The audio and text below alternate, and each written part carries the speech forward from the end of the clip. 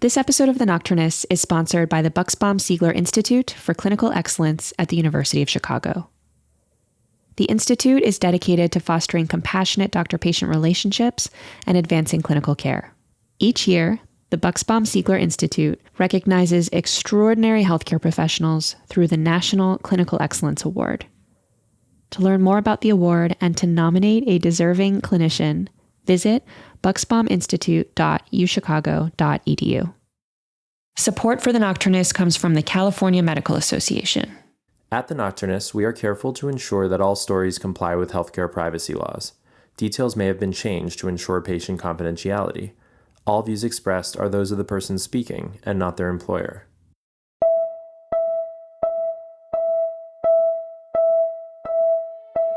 You're listening to The Nocturnist Conversations.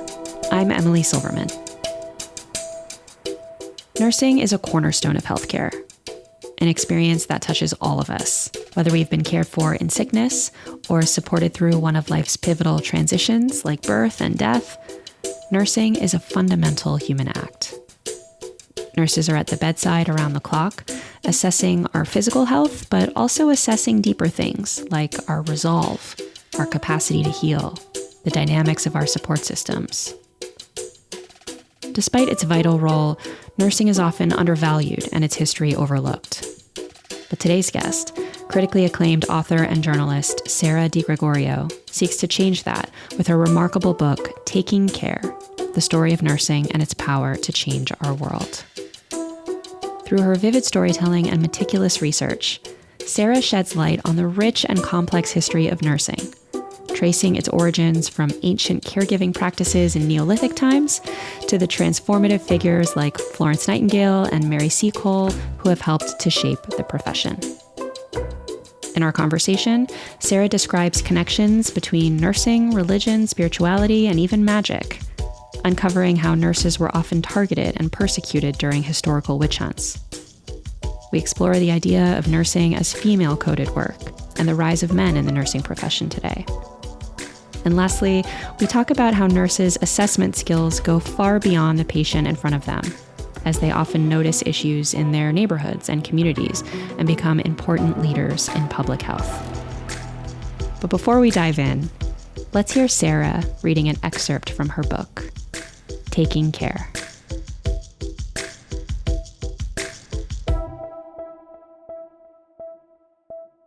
If you have spent any time in a hospital or healthcare setting, you've probably had an encounter with a nurse that lingers in your mind.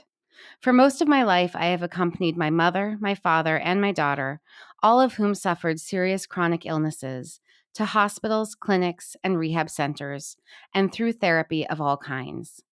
To need healthcare in the United States is to seek healing in what often seems to be an inhuman labyrinth.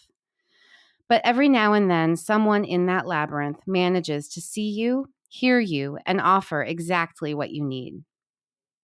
For me, these encounters stand out with crystalline clarity. They were moments of relief. Someone was going to help us.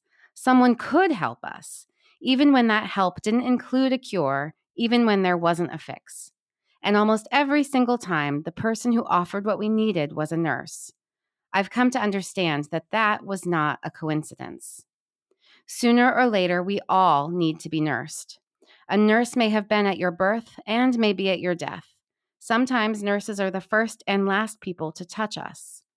Nursing is a profession, an independent scientific discipline, a practice, and a way of interacting with the world. It's also an elemental public role, one that elicits deep feelings, beliefs, and anxieties in the collective imagination. I came to this meditation on nursing as a journalist, but also as someone who grew up surrounded by the illnesses of the people I loved most. Because I'm not a nurse myself, my perspective has limitations, but I would argue that nursing matters to everyone. It draws much of its power and effectiveness from the relationship between nurse and patient. It is the indispensable foundation of all healthcare. And so, in that sense, nursing belongs to everyone. When I was lost in the wilds of the American healthcare system, nurses showed me and my family how to move forward. Nurses are not just there at the most profound moments in people's lives. They use their knowledge and skills to guide people through those moments. I am here with Sarah DiGregorio. Sarah, thanks for being here. Emily, thank you so much for having me. So thanks so much for this book. I learned a lot about the distant history of nursing, but even the modern history of nursing, things that I didn't know. So really appreciate you putting it all in one book, an incredible scope of the history that you've compiled here. And in your reading, you say you're not a nurse yourself, you're a journalist. So I wanted to ask how you, as a journalist, got interested in writing a book about nurses and nursing. It's been sort of a long road to this book. You can pick up the story in several different ways. One was that I started to write about healthcare about 10 years ago. I've been a journalist all of my adult life and sort of pivoted, as we say now, to healthcare journalism after the birth of my daughter in 2014. And my first book was about premature birth, and that book was inspired by her birth and also my own birth. And when I started to think about what I wanted to write about for my next book, I was thinking about the experience of being in healthcare settings, what that feels like, what that looks like for both patients and for family members and also for clinicians. And I was thinking about, well, what am I not seeing of that experience represented? There are a lot of things that are wrong with our healthcare system, and certainly there's a lot of reporting on that, as there should be. There's a lot of reporting on, I would say, technological advances, again, as there should be.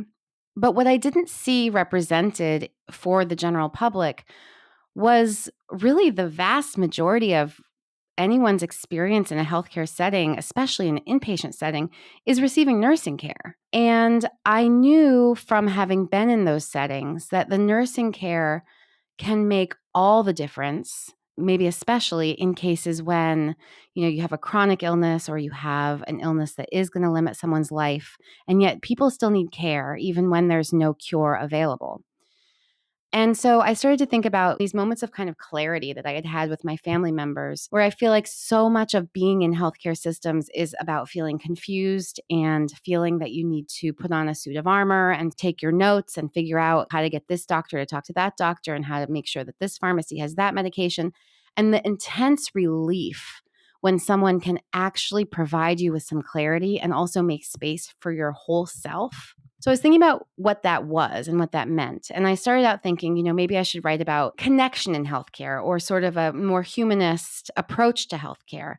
And my editor and I were talking and going back and forth. And she was like, I don't think it's not specific enough. Like, what do you mean? And I actually had a dream one night and I woke up and I was like, no, it's nurses. It's nurses. I have all these questions about how they do what they do, the way that gender and race and class intersect with this role, and the way that people think about nurses in various ways. I think it really is kind of like an archetype for people. It's very elemental. It brings up a lot of feelings for people when they think about nurses, about what it feels like to be vulnerable, who might care for you, who might have power over you, all of that. And I thought, oh no, there's so much here, and I want to investigate this. And I realized that nursing in general had been so neglected as a topic worthy of deep consideration for a general, non-healthcare audience. So, where did you begin? Did you hit the books and start reading about history, or did you start with field work? I think one of the aspects of the book that I love the most was like you're actually getting out there and meeting people and talking to people and reporting back. How did you find your sources? How did you even begin to put this together? My contemporary nurse sources for this book, they came from reading research, from reading books, but also from just reaching out to nurses and saying, well, would you talk to me? Or do you have anyone that you know who works in an ICU setting? And nurses often know each other. And if you can become trusted by them, and often I could, because I was writing a book, I could offer that they be anonymous. It's very difficult to get nurses, clinical nurses, to speak on the record with their names because a lot of times their employers don't permit that. So what I started out doing was calling and speaking with nurses who were working during the pandemic, and I would interview them for maybe 45 minutes at a time every couple weeks to understand what was happening. Because I had the sense that if I was writing about nursing and we didn't know how any of this would end or when it would end or if it would end, I needed to know what was happening to nurses.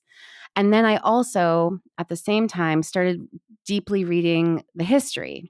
So I started by, I read quite a bit about Florence Nightingale. I read about Mary Seacole, and I spidered outwards from there, thinking about the ancient roots of nursing, even prehistorical roots. It was a very weird experience because also I was home with my daughter who was in kindergarten. I think maybe the chaos in the world and the way that nursing and care work was so foregrounded, it gave me a little bit of permission to just read and talk and go. I did not really understand how this book would be structured until at least a year into my work. You mentioned the reading of the history, and I love the part of the book where you say that caring or nursing is a fundamental human impulse, and often we look back at the moment in history that defines early humans as the moment where we started using tools or we started using fire and things like that. But the evidence of human beings caring for each other or nursing each other is an equal marker of being human that we should also pay attention to. And I just thought that was really beautiful and was wondering if you had any examples of nursing from antiquity. You talk about ancient Egypt, you talk about Neolithic times. Any favorite examples of old nursing that you want to share? There is an example of a skeleton that was found at an archaeological dig in what is now Vietnam. It was a Neolithic village. And when archaeologists uncovered this one particular skeleton, he was buried differently than the other people in his community. He was on his side and in the fetal position. And the archaeologists looked at the bones and realized that the vertebrae were fused and that this young man had been born with a congenital condition in which his vertebrae were fused. And so as he grew, he kind of curled and he became progressively paralyzed until he lost the use of his arms and legs. And even after he became paralyzed, probably around 12 or 13, he lived for another 10 years. And so one of the archaeologists on the dig found the story told by these bones to be incredibly revealing of how this community interacted, how it was organized. And we are talking about a community so long ago, they didn't even have metal, right? They didn't have metal tools. This is how far back. What I think is amazing about this is that we can think of ourselves as a species for whom it's totally natural for us to go to war, kill each other, enslave each other, and we can think of ourselves as a species for whom it is completely natural to organize skilled care for the vulnerable, with the reality that all of us are vulnerable in different times of our lives. It's not like a binary. It's not like some people are vulnerable and other people aren't. So we just leave those vulnerable people behind and we all keep going into this progress, right? It is necessary for a functional, flourishing human society for us to have ways to take care of each other when we need it, because we all need it at some point or another. And so if you think about community experts who knew how to help someone give birth, community experts who knew how to ease someone's transition to death, someone who knew how to set bones, people who knew how to use herbs and other materials for infection control. These are things that people have been doing for each other. This is a kind of expertise that people have cultivated in communities all over the world forever. And you know that because we wouldn't have made it here if they hadn't, right? How could we possibly have? And there's just a lovely bit of writing from an archaeologist, Lorna Tilley. And I think she really encapsulates why this is important. She wrote, "Our past contains important lessons for our present if we are willing to pay attention. An archaeological focus on health-related care completely overturns the notion that society has evolved by embracing a winner-takes-all, survival of the fittest approach to health and welfare policy. A defining hallmark of the human species is our capacity to support each other in times of need." It feels somewhat intuitive to say that a lot of the early healers were intertwined with religious or spiritual traditions. You say in the book that in many communities and societies, there was a charismatic mix of medicine with religious magic that had some downsides later on. But maybe you can talk a bit about that, the fusion, I guess, or the co-emergence of religious practices with healing and nursing and caring practices. I believe that there is still perhaps a little bit of a mix of magic in our medicine. There certainly have been, in all parts of the world, a relationship between religious and spiritual beliefs and practices and healing. And it does feel intuitive, right? Because in many cultures, the idea of caring for and what you need to be well was both spiritual or mental or involved the spirit world or however that was conceptualized, and that had very concrete realities in the body as well. So in many cases, it wasn't really thought of as being separate. I think about, in particular, there were many orders of nuns in Renaissance Italy. And these were incredible places where women really were able to build and pass down expertise in ways that they weren't able to in other settings. So when a novice would come in and they would learn the different herbal remedies, they would learn how to grow these things or how to trade for them in the marketplace. They would learn how to create these tinctures. But also, perhaps you would give someone who was pregnant an amulet that had been prayed over for a safe delivery of her child. And you might also give her, for instance, a tincture of mint for nausea. So there are things that we know often have therapeutic properties and always have. I mean, there are things like honey for infections, turmeric, things like that. And also, it was very much intermingled with this idea of, and I hate to use the word wellness because it's just so loaded and kind of toxic these days, but what it means to be well. So the nuns would also carry chicken broth for convalescence. They would give spiritual advice as well as these sort of herbal remedies. That kind of sort of melding was very, very common in lots of different cultures throughout the world. I'm thinking about what you said, that maybe there is still some magic in the healthcare we deliver today. And I'm remembering a story that someone told me once. It was a study where they injected an irritant under the skin of a bunch of people that caused kind of an allergic reaction in the skin. And they randomized them to two groups. And one of the groups just got like an antihistamine medicine. And the other group got the antihistamine medicine, but also a doctor or a nurse or a healer or whatever to say, this medicine is going to make you feel better. It's going to make it better. And the second group got better faster, which shows that we are part of the medicine. That's exactly what I'm talking about. That there is an element of connection in all of healthcare. You can find different ways to quantify it, I guess, but I feel in the end, it's not quantifiable. It is the element of human connection in healthcare. It's not like it's going to cure incurable cancer. That's not what I mean. But I do mean exactly the kind of thing that you're talking about. How do people feel? And in the end of the day, that's what matters. How have you made them feel? And that is healthcare, that sense of human connection.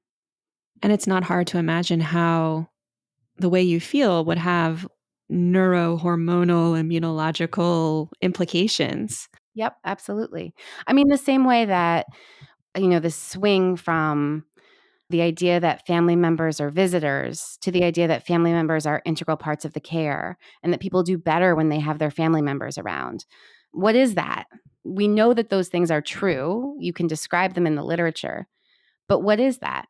Talk about these demonologists in the 1300s who took the idea of the nurse and distorted it into this idea that the midwife, the wise woman, the herbalist, the nurse, the folk medicine practitioner were witches and were quacks. And, that actually involves some serious violence and persecution. I want to touch on the story of the amazing character of Paula de Aguilis. But before we get into her personal story, maybe you can just tell us about what happened with witch hunts and nurses. This is a bit of a complicated story because the figure of the midwife and the nurse and the wise woman figure was heavily leaned on by the Inquisition to gin up fear, to create a sense of otherness, and to say, these women are dangerous. They're doing things like killing your baby to feed it to the devil. Really, it was very complicated for the inquisitors to do this because although there was quite a bit of writing about this in demonology circles, about the danger of midwives in particular and how dangerous they are, midwives were really important in their communities. If you think about living in a village and there's an older lady who has delivered all the babies, are you really going to want to burn her at the stake? Probably not, right? You'd be kind of screwed. So there was a lot of use of the image of the midwife to gin up fear, to sort of accuse people. It's not clear from the historical record if, in fact, midwives were executed disproportionately. They certainly were executed, and they were executed for their work. But were they executed disproportionately? It's not clear that that's true. In the Middle Ages, the first Western medical schools in Europe were founded. And so suddenly you had this idea of, well, actually, we have these physicians and they're the ones who have the information. You all don't have any information because you didn't get it from the books and the other learned men, the well-to-do people at these universities. And so this was a really centuries-long effort on the part of, I would say, men in power, I would say the new medical model, trying to gin up fear about these women who had, for the most part, been responsible for the healthcare of their communities. And so oftentimes there would be an accusation of a baby who died. It was the midwife who had sacrificed the baby to the devil. Or, there was even an implication that women were supposed to suffer in childbirth. In the Christian tradition, it's the punishment for Eve's sins that you'll bring forth babies in pain. And so if a midwife had ways to mitigate that pain, was that a form of heresy? And so there were all these kinds of efforts to suppress these very grassroots, very time-honored kinds of expertise. And the real violence of it was mostly borne by midwives and nurses who were otherwise marginalized as well. So when the Spanish colonized parts of the Americas, they brought with them the Inquisition. And it was indigenous systems of healing, healthcare, midwifery, nursing were brutally, brutally suppressed. People were executed for witchcraft in those contexts quite often. And so that's where the story of Paula comes in. She was a formerly enslaved woman who rose to prominence in Cartagena, in what is now Colombia, for her healing. So she was super popular. I mean, rich people, everybody came to her for this kind of very distinctive Afro-Caribbean healing. And the inquisitors kept trying her for witchcraft, and they kept locking her up. And she would keep going back to doing what she was doing after she had been whipped and imprisoned. And in fact, the inquisitors even forced her to nurse for free in their hospital, which was a tacit acknowledgement of her skill. She also provided care to inquisitors themselves. They asked for her to come to their houses and to help them. She was the rare person who was able to somehow use the Inquisition against itself. She learned how to confess. She said, "Oh yes, the devil came to me as a well-spoken white man." And she would confess and then repent. She became so popular that at one point they were parading her through the streets in this sort of ritual humiliation, but she was being cheered by the crowd. She was being cheered, and she was supposed to wear these very dowdy clothes, but instead she dressed herself in corals. And it's an incredible story, and it's a great example of a story that has been totally written out of nursing history. And actually, I became aware of it. I want to make sure I cite this book. It's an anthology called As If She Were Free. It is stories of marginalized, powerful women throughout history. And that's where I came across her story. When you think about the history of nursing, are you thinking about her? No, but we should be.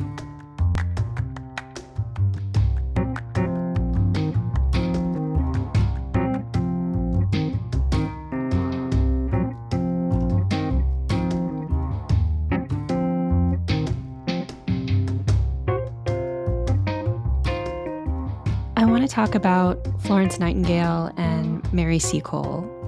We all remember Florence Nightingale, but Mary is an amazing character who people don't know as much about. If you asked someone off the street, what's the history of nursing, they would say Florence Nightingale. Florence Nightingale sort of invented nursing. I always like to say it's not really about Florence Nightingale. It's more about us and what we want the story to be. So Florence Nightingale was a nurse. She was a single woman in the 1800s in London.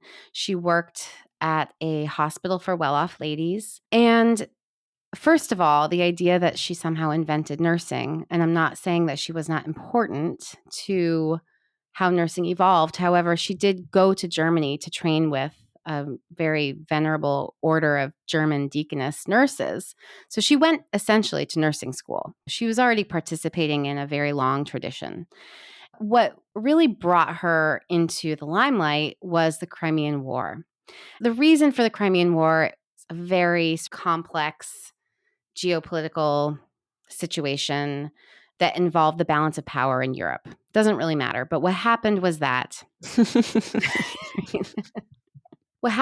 there was a war against the Russians in Crimea. The British decided that they needed an official nursing corps to help their soldiers, to render care for their soldiers in this war.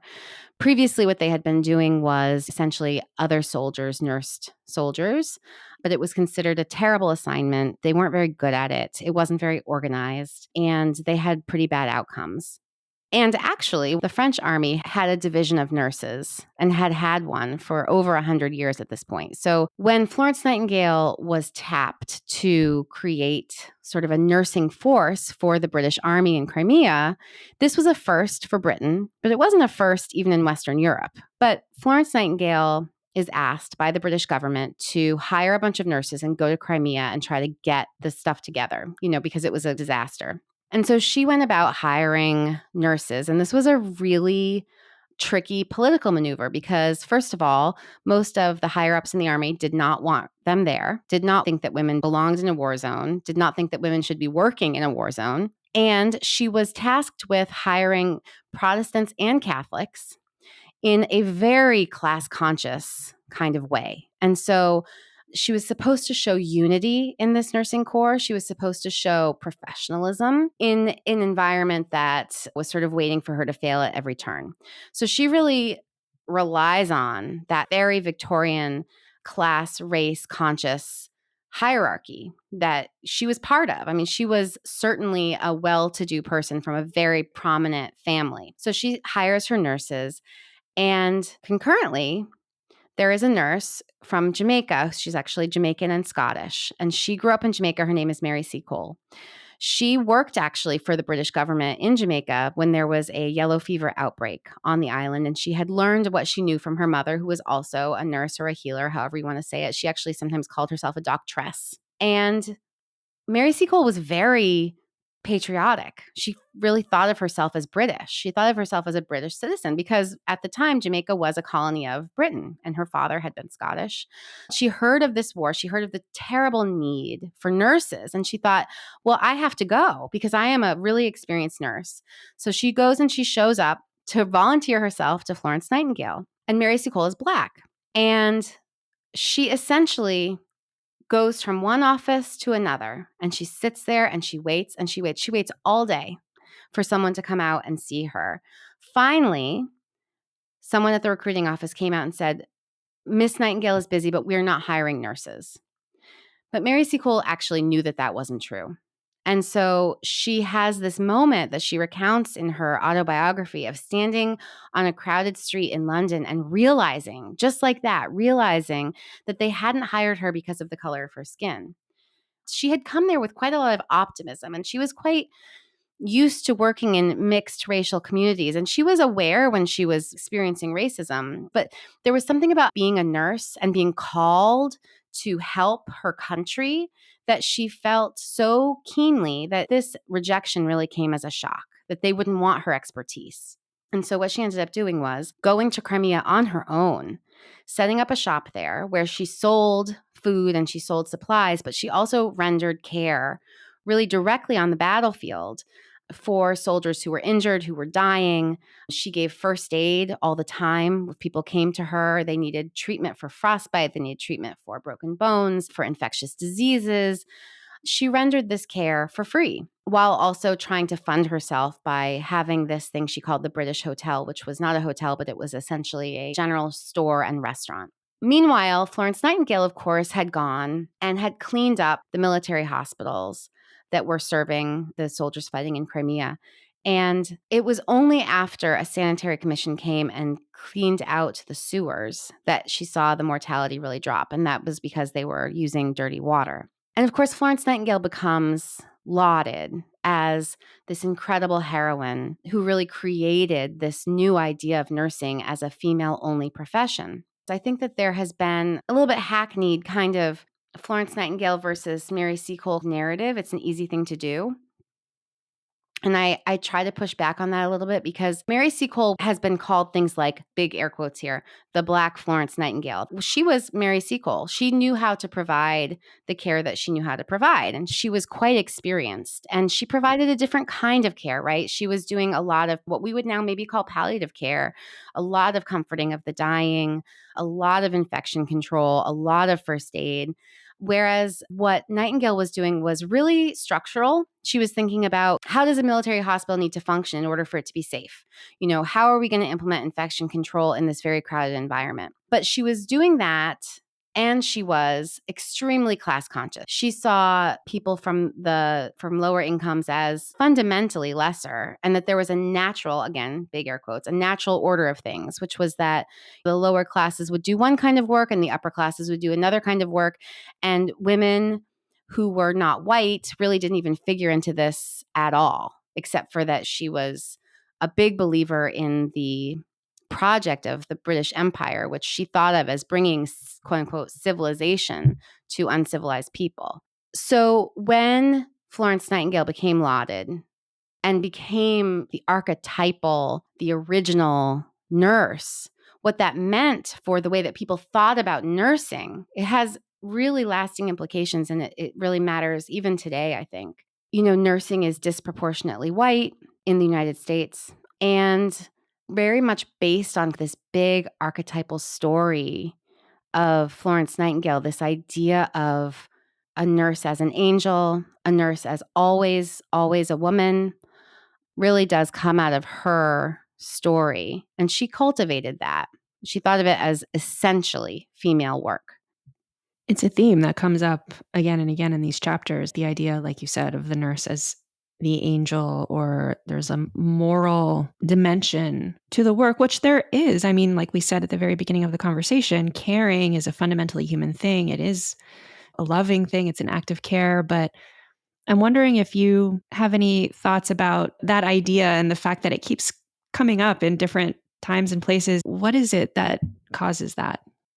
I do think it's kind of a fundamental complication of care work. Nurses that I've spoken to, while they may have individual sort of interior motivations around what they do, it is not something that I think in the modern sense should be primarily conceptualized as something that people do out of the goodness of their hearts. It is an independent scientific discipline. It is work. It is expertise. And I do think that there is a very deep human element to the work that really taps into our feelings around caring for each other and also being cared for. There's an intimacy to the work that really can't be denied or elided, I think. And it is being done often when you're at your most vulnerable. And so it might tap into people's feelings about their parents, about right, what it means to be cared for. Yeah. And that's not always, people don't always have good feelings about that. People often do not enjoy being vulnerable. I do think that there is an element of timelessness to this. It can be very complex, very complex. And you do want the people who are entrusted with watching over your ability to breathe and eat and stay warm and have your wounds tended to directly with their hands on you. You do want those people to not be bad people. I mean, we're all full, complicated human beings. The idea that someone would not take advantage of their position, the idea that someone would be doing it because they feel for you. I think that is a complication at the heart of nursing. I'm not sure that there is a way around it. There was a recent article in the Wall Street Journal, and the headline of the article said, "The hot new job for men, nursing." And the article talks about how the number of male nurses in the United States has nearly tripled since the early 2000s. And it attributes this in part to the decline in the traditional male dominated industries like manufacturing and additional opportunities in the realm of nurses. So now we have RNs, but we also have NPs and we have nurse anesthetists. And it can be lucrative in some corners of the medical marketplace. And actually, it talks about how a lot of the men in nursing do end up being taken up into those more lucrative corners of the marketplace. But I just thought that was really striking. I mean, there's so much about gender and nursing. And you mentioned in your book the famous movie Meet the Parents. The running joke in Meet the Parents is that Ben Stiller's character, who is courting the daughter of this intimidating father, is a male nurse. And they just keep making fun of him over and over again throughout the film that he's a nurse and why isn't he a doctor and so on and so forth. So, what is the conversation right now about gender and the nursing workforce? That's an amazing headline. Well, the idea of nursing as gendered, again, is so complicated because in reality, if you go all the way back, nurses were often men. The first nursing school that we know of was in ancient India, and it was only for men. The idea that men are new to nursing or that men didn't nurse in the past is not true. And in many ways, again, this goes back to this cliched idea of the image that we all have of the white nurse who's always a woman. She's pretty and she's sort of a ministering angel. That image has never, ever been really true. And men have always been nurses, but it is also true that 90% of nurses now are women. When I started out writing the book, I was not that interested in the underrepresentation of men in nursing. I was more interested in how we think about female coded work, but actually started to realize that the idea that caring work is female work has, of course, served to keep women down, but it has also served to sever men from a really essential part of their humanity. That's the element that I came late to, is the idea that actually men are harmed by this.